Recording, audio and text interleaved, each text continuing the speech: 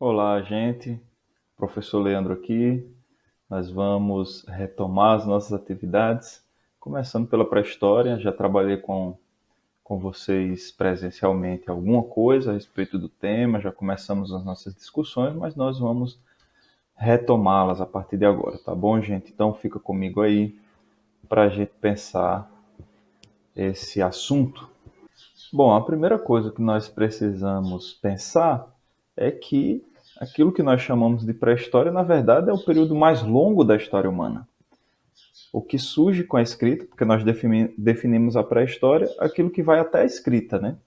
A escrita é o marco que divide a história da pré-história. Tradicionalmente é assim que nós dividimos, né?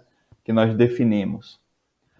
Mas aquilo que nós estudamos na escola a partir da escrita, que é boa parte do nosso conteúdo do livro, na verdade é cronologicamente assim, um pedacinho muito pequeno, ínfimo da história humana. A maior parte da história humana se encontra na pré-história. E além de ser uma longa história humana, é uma longa história cósmica. Não a pré-história, tá? Eu quero dizer que nós, seres humanos, nos inscrevemos dentro de uma longa história que é muito maior do que nós, que é a história do próprio universo. Cerca de 15 bilhões de anos atrás, e os cientistas chegaram a essa data estudando o espectro de luz das estrelas mais distantes do universo. Um pequeno ponto original, um núcleo original pequenininho, trilhões de vezes menor do que a cabeça de um alfinete, extremamente denso, esse núcleo original que condensa potencialmente tudo que existe hoje no universo, começa a se expandir naquilo que nós chamamos popularmente de Big Bang. Na verdade, é um processo de expansão e de surgimento da matéria e da energia. Então, enquanto existia só aquele pequeno ponto, não existia nem matéria nem energia, tudo estava condensado ali. Não existia nem tempo, nem espaço, não existia nada. Apenas aquele pequeno ponto que começa a se expandir e formar o universo tal como o conhecemos. Quando ele se expande, forma nuvens de hidrogênio, de gás de hidrogênio, que começa a se condensar e formar as estrelas. Esse adensamento, esse condensamento do a partir do qual surgem as estrelas, provocam reações nucleares que dão origem a novos elementos atômicos além do hidrogênio e do hélio, que são predominantes no universo, novos elementos atômicos mais pesados. Ou seja, nasce o universo tal como conhecemos hoje. Há cerca de 4,6 bilhões de anos atrás aparece o nosso Sol, a nossa estrela, e junto com ela o planeta Terra. Logo depois, né, cerca de 4,45 bilhões de anos atrás, aparece a Terra, o nosso planeta. Ela surge inicialmente como um corpo celeste ainda muito aquecido, sem condições para a emergência da vida ainda, mas já condensa as condições necessárias para que a vida surja em algum momento, né? Bom, a Terra aparece então 4,46 bilhões de anos atrás e um dia desaparecerá junto com o Sol. Quando o Sol se transformar, o nosso Sol, a nossa estrela, se transformar num buraco negro na imensidão do universo, a Terra também desaparecerá. Bom, a posição da Terra diante do Sol, o equilíbrio das forças gravitacionais e eletromagnéticas e a abundância de água em estado líquido criam as condições para que em algum momento apareça a vida na Terra, e ela aparece 3,8 bilhões de anos atrás. E aparece ainda de maneira muito simples, mas começa a evoluir, a se complexificar até que aparecemos nós na história da biologia, na história da vida. Então, Não aparece assim, tá, gente? De maneira linear, como eu estou representando aí. Como se do chimpanzé, do gorila, o ser humano fosse evoluindo até aparecer o Homo sapiens moderno. A evolução precisa ser pensada mais como uma teia, como uma árvore, uma cadeia de processo evolutivo, de transformações genéticas, né? Enfim, do que como uma linha reta, tá bom? Mas é isso. Nós surgimos a partir de formas de vida menos complexas. E fazemos parte dessa longa história cósmica que em algum momento, 15 bilhões de anos atrás, estávamos lá, eu, você, o pássaro que está cantando aqui enquanto estou dando a aula, as bactérias, todas as galáxias, as estrelas mais distantes do universo, naquele pontinho trilhões de vezes menor do que a cabeça de um alfinete, o que nos dá um senso de familiaridade com tudo que existe no mundo. Nós estamos conectados com todo o universo, não só com o nosso meio ambiente, mas com todo o universo. Então, a pré-história é esse período que vai desde o surgimento dos primeiros hominídeos. Os primeiros hominídeos são as primeiras espécies do gênero humano, que apresenta características humanas, até a invenção da escrita pelo Homo sapiens moderno. Mas isso significa que esses homens e mulheres não tinham história? Quer dizer, não ter escrita significa não ter história? Comunidades tribais no mundo inteiro que não têm escrita não têm história? Todos eles estão na pré-história? Pergunta para a gente pensar. Bom, e antes da escrita, não tem história? Continuando aquela pergunta. O ser humano produziu, sim, na pré-história, cultura. Produziu instrumentos para caçar, para se defender. Produziu representações, produziu arte. Produziu comunidades, formas de habitação. Tudo isso é cultura.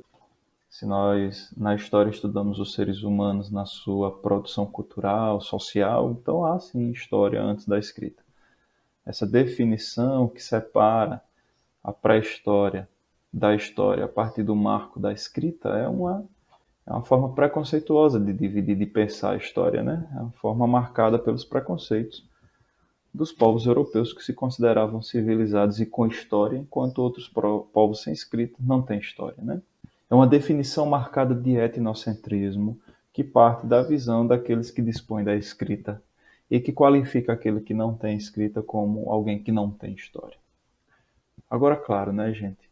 Com a escrita é muito mais fácil produzir história do ponto de vista acadêmico, historiografia, escrita da história, porque os documentos escritos dão para nós assim condições muito maiores de pensar uma determinada sociedade do que uma comunidade sem escrita, tá bom? Por isso que nós ainda mantemos essa divisão no livro didático entre pré-história e história, mas precisamos pensar criticamente sobre essa definição.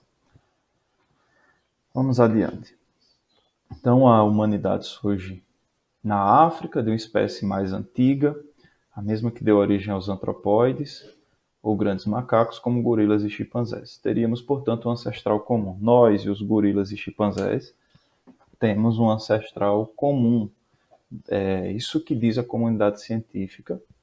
Essa é a visão mais consagrada na comunidade científica, mais aceita. E cerca de 7 milhões de anos atrás surge um Australopiteco, né, a primeira forma humana, primeira espécie, que tem características mais semelhantes a nós, e dali vai se espalhando por outras regiões do planeta. Da África vai se espalhando por outras regiões do planeta, como nessa representação aí. E nós encontramos hoje fósseis do gênero Homo, porque vejam, gente, humano não é espécie. Nós falamos assim, a espécie humana. Na verdade, o gênero é humano.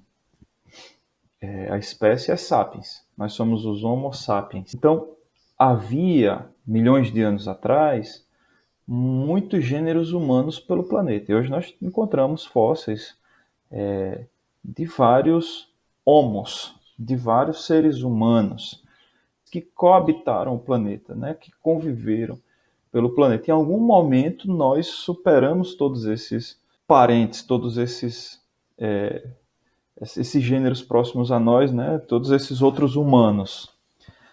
Como nós fizemos isso ainda é um mistério, como nós nos tornamos a espécie predominante no planeta ainda é para a ciência, não há certezas a respeito disso, mas o fato é que vocês já devem ter ouvido falar no Homo habilis, no Homo erectus, no homem de Neandertal. Então, há sim fósseis de seres humanos, de gênero humano em todo o planeta, mas nós prevalecemos em algum momento.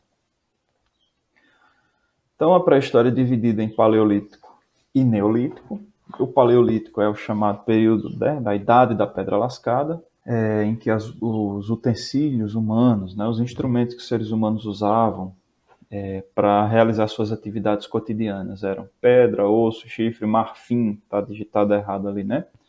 E madeira, ou seja, coisas que o ser humano já encontrava disponível na natureza e que ele só fazia pegar e transformava minimamente ali para utilizar. Aqui são exemplos de pedras usadas como ferramentas. Você poderia pensar que isso é uma pedra qualquer, porque tem pedras de todas as formas na natureza, transformadas pela ação do vento, das águas, né? Mas, nesse caso, são pedras já comprovadas por estudos arqueológicos que sofreram intervenção humana e foram transformadas, né, lascadas exatamente para servir como instrumento de caça. As habitações eram grutas, cavernas, ou seja, abrigos naturais. O ser humano olhava para a natureza e identificava ali uma possibilidade de abrigo, de proteção das intempéries da natureza, né? E habitações feitas com galhos e outros materiais, ou seja, o ser humano encontrando coisas disponíveis na natureza da maneira mais rudimentar para transformar em habitação. De qualquer maneira, nós já temos aí uma produção de cultura, né, gente? Essas habitações aqui, em que o ser humano usa instrumentos disponíveis na natureza para transformar em outra coisa, né? Usa galhos para transformar em uma estrutura de habitação. Isso já é cultura, já é o ser humano produzindo as condições materiais da sua vida, produzindo através da transformação da natureza.